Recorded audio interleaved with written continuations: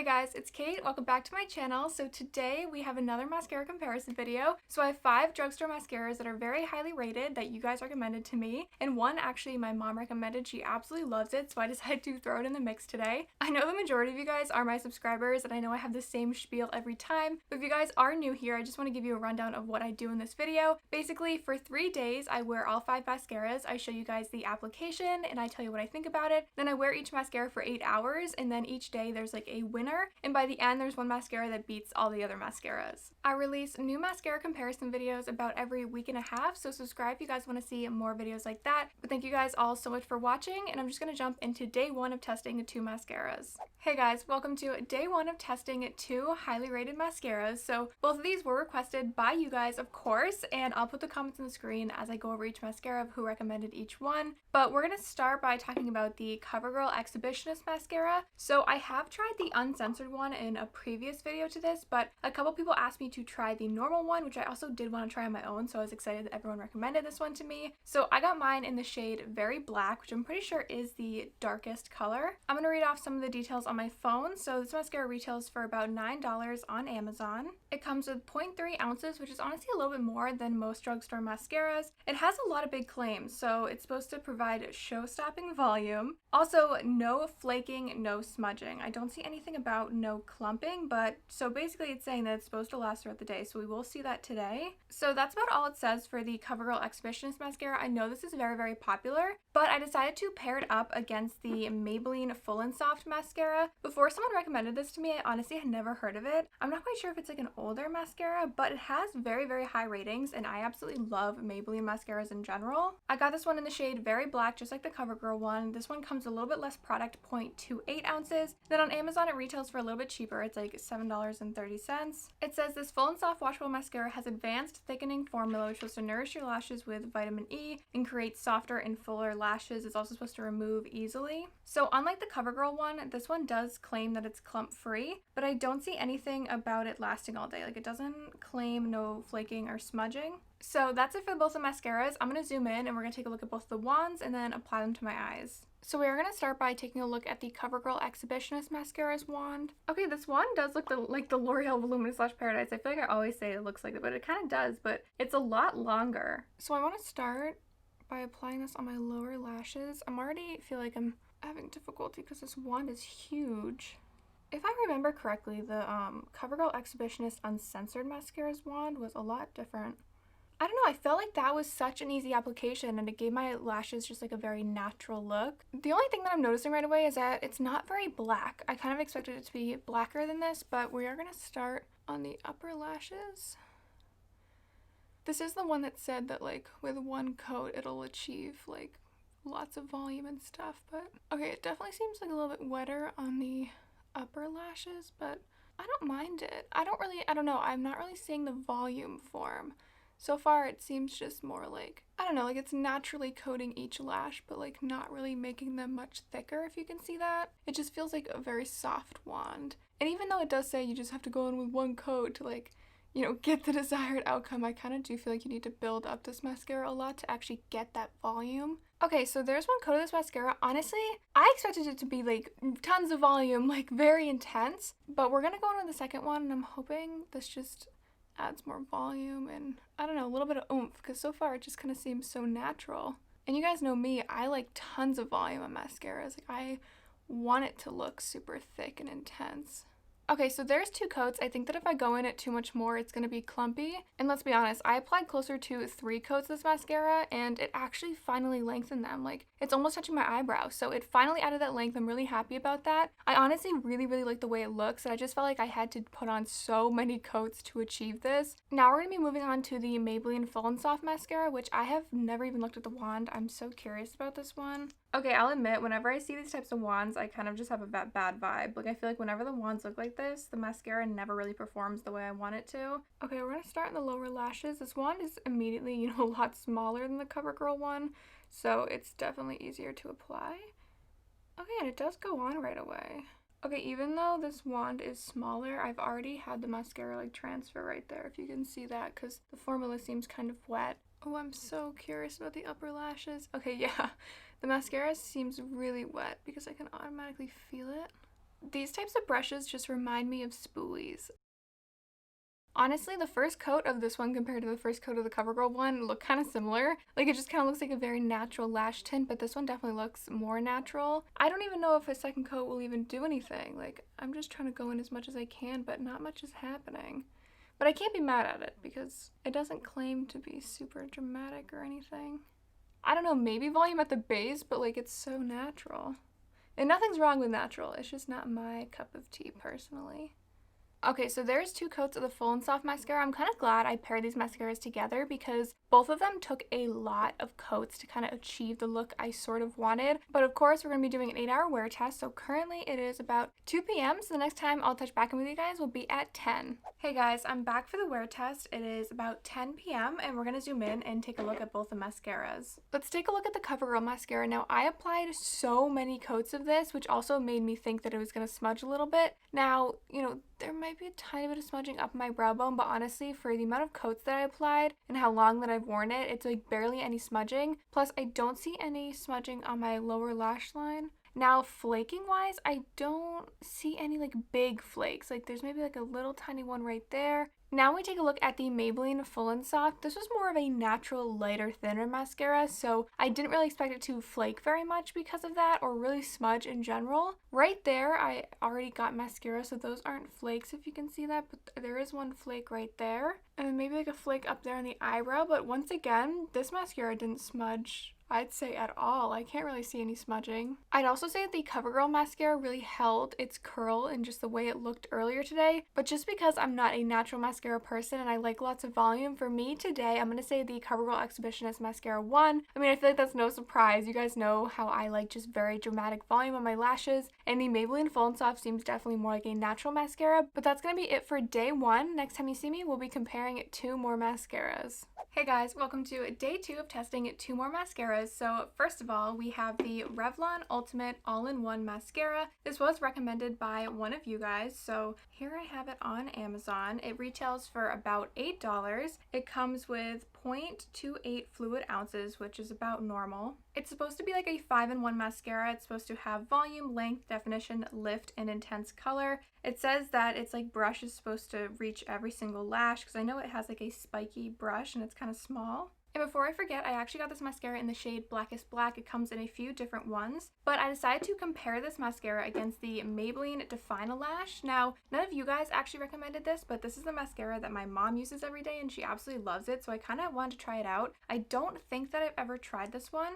It comes with 0.22 fluid ounces, which is actually kind of low for a mascara. It retails for about the same amount, $8, and I got mine in the shade Very Black. The main reason why I want to try this mascara is not only because she loves it, but because the wand just seems like one of those wands that I absolutely love. It kind of reminds me of the Maybelline Sky High wand, so I'll show you that in a close-up. But basically, this mascara claims it's supposed to have 0 clumps and create lots of length and clean definition. I don't know, I kind of feel like this and the Sky High are going to be very similar. This mascara doesn't claim anything about lasting throughout the day, and I also don't really see anything about volume, but I'm going to zoom in, we're going to take a look at the wands and apply both to my eyes. So I'm going to start with the Revlon mascara on my left eye, and we're going to take a look at the wand. Look how small that is. Now I feel like I haven't used this before because I don't remember ever using a wand like this. Okay, I have a feeling that this mascara I'm going to absolutely love for my lower lashes. Yeah, it's just so easy to apply. I used to use, I don't know if you guys know about this mascara, like the Clinique Bottom Lash Mascara.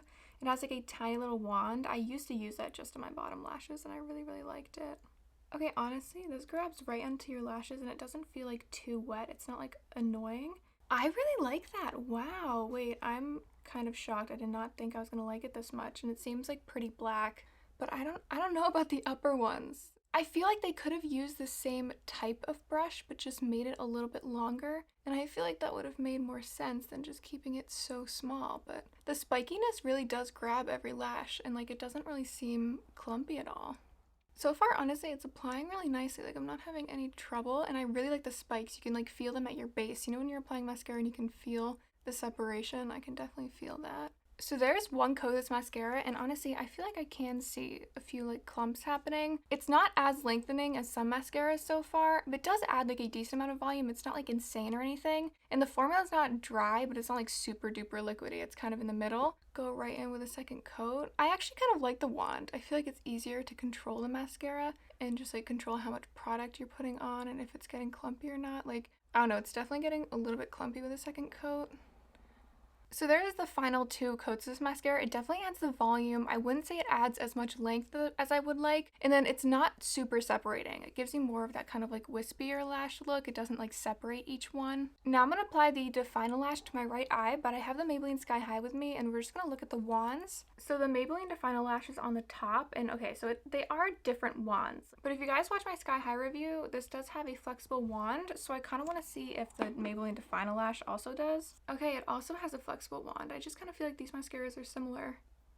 Okay, this mascara is definitely a wet mascara. I know my mom prefers wet mascaras. I prefer more like dry. The wand definitely like immediately grabs those lashes because there are those little like spikes in it. Sorry, when I've been applying this mascara, I've been very focused because I already kind of got it on my skin because it is a very wet mascara, but I'm not mad at that. I actually really like that lower lash mascara like application. We're going to start on the upper lashes, and remember this mascara claims length, not really volume. So, and it's supposed to be clump free, don't forget that too.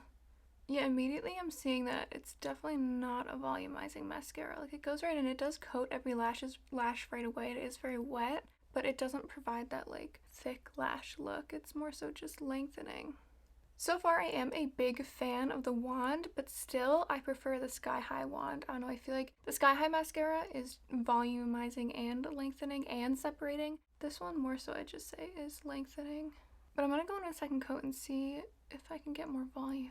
A second coat really does a lot more. I feel like this mascara is also clearly blacker than the Revlon mascara. I don't know if you guys can tell on camera. A second coat provides so much length, holy crap.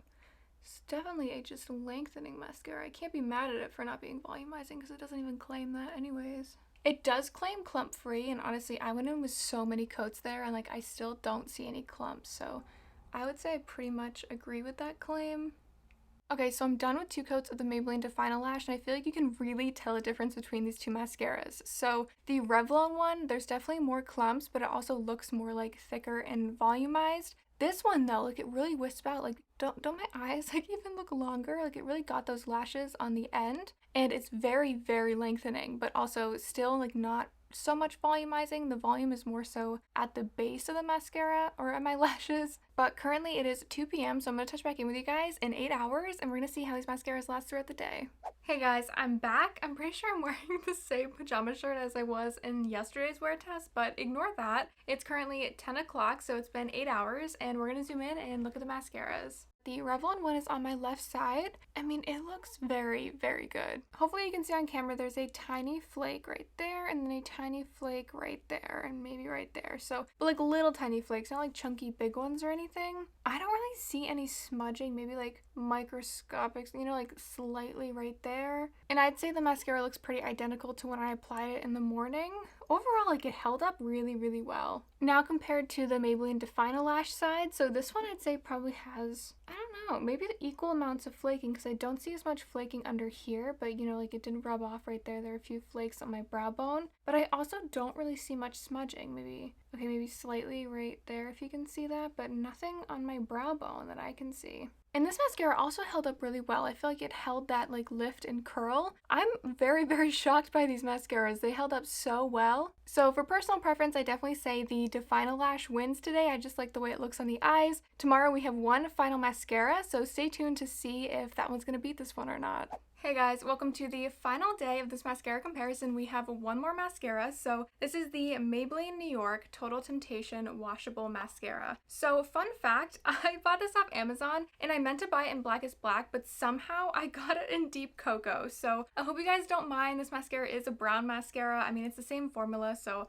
it'll work the same. I I realized like 5 minutes ago and I don't have time to run to CVS and get a new one, so we're just gonna work with the brown one. I hope you guys aren't mad at me. But this one actually has a lot of high ratings. It has 0.27 fluid ounces, and then it retails for about $8 on Amazon. Before someone mentioned this mascara to me, I honestly had also never heard of it. I feel like I'm trying so many mascaras I didn't even know existed from Maybelline, but it has like coconut extract in it. It's supposed to have bold, buildable volume, and your lashes are supposed to be like soft, not like, you know, like crunchy, I guess. Okay, wait, it also mentions that it's supposed to be like a lengthening mascara, but it doesn't mention anything about it lasting throughout the day. But because we just have one mascara today, this session will be really quick. I'm gonna zoom in, we're gonna apply this to my eyes. I've actually never applied a brown mascara to my eyes that I know of, so I'm interested to see how this looks on me. So here's the wand. It seems pretty like spiky and big. I do like these wands, it's just a little bit thick. I feel like I'm gonna get it all over myself. So we're gonna start on my left eye, and I am just gonna show you guys one eye for today,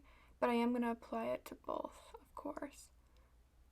Okay, honestly, so far I thought it was going to be like look more brown than that, but it kind of looks normal, so that's good. I mean, it applies right away. The brush is a tiny bit big though. I'm kind of struggling. I don't want to get it all over myself, but it actually is applying really nicely. I like that. Okay, we're going to start on the upper lashes. I'm just so curious to see how a brown mascara looks, but I really don't mind the wand at all. It reminds me of the L'Oreal Lash Paradise wand, because it's just like thick and like a tiny bit separating, but it doesn't have like sharp prongs or anything.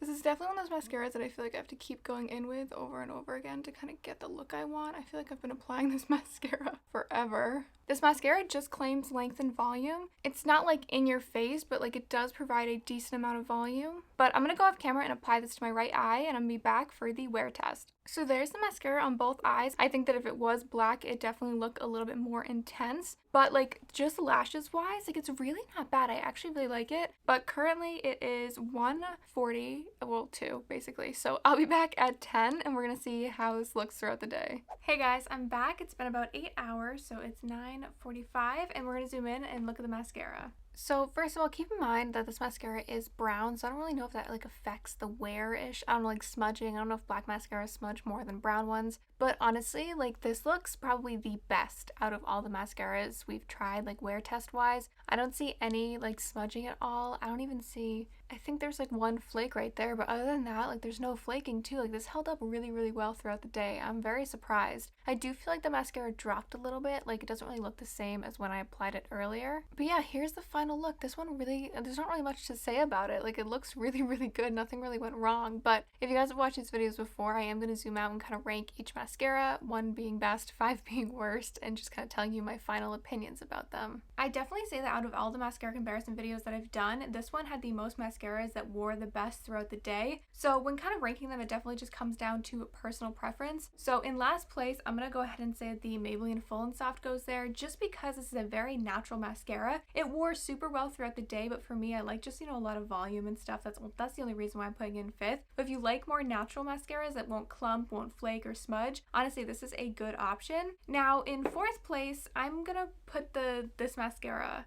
I don't know, I just felt like it wasn't memorable. Like I wore it today and it's not that it looks bad on the eyes or anything, there's just nothing too special about it for me. I don't know, it just didn't really stick out, so I'm gonna put it in 4th. Now 3rd place was actually kind of surprising. I'm gonna say that the Revlon mascara goes there, because kind of the more I thought about it, I really, really liked it on my lower lashes. I think I might honestly continue to use this on my lower lashes as long as it doesn't smudge. I did like it on my upper lashes. Like it actually added a lot more volume than I thought and a lot more length. Funny thing, I actually ended up thinking that both of these mascaras kind of beat the Covergirl Exhibitionist, but I was just editing this video and I kind of saw it from like your guys' perspective and I was like, wait, I kind of like the way the Covergirl Exhibitionist looks on my eyes better than these two, so I'm gonna say that this one goes in 4th. I do think this is a very good mascara and I know a lot of people love it. It's not bad by any means, but for me, I feel like I had to go into so many coats. I felt like I was putting mascara on for like 10 minutes on each eye in order to kind of achieve the look that I wanted, but it's still a very, very good mascara. And in the Covergirl Exhibitionist Uncensored mascara mascara. I'm pretty sure won in my last mascara comparison video. But I'm going to say that the winner of this mascara comparison is the Maybelline Define-A-Lash, only because I felt like with the rest of the mascaras, I didn't really like the way they looked on my lashes. They weren't bad or anything. I liked some more than others, but out of all of them, I just felt like this was the most like surprising. It added so much length. I was very shocked by that. I did have to go in with a lot of layers, but like this was like one of the most lengthening mascaras I feel like I've ever tried, and it kind of makes me want to start using it in conjunction with some other mascaras, so that's kind of why I want to pick this as the winner. But that's gonna be it for this video. Thank you guys all so much for watching. A lot of you recommended the L'Oreal Bambi Eyes, I think it's L'Oreal mascara. A few others are coming in. I think a new one from Wet n Wild's coming in, a new Essence mascara. So I will leave a comment down below asking you guys what mascaras I should try next. If you do end up recommending mascaras, don't forget that my like video schedule is very packed, so if you recommend mascaras now, they probably won't be in a video till like a month from now, maybe a month and a half, because I have a lot of mascaras that people have already recommended on my list that I have to put out first. But thank you guys to everyone who recommended these mascaras to me. I just want to make sure that if I don't like a mascara, it's not that it's bad or anything. I'm very particular in my mascaras, and I feel like a lot of people are, and it just literally all comes down to personal preference in your lashes. I don't know if you guys can tell, but the light above me is flickering, so I'm gonna end the video here. Thank you guys all so much for watching. As always, don't forget to give this video a thumbs up if you guys enjoyed, and a new video will be up 3 days from now.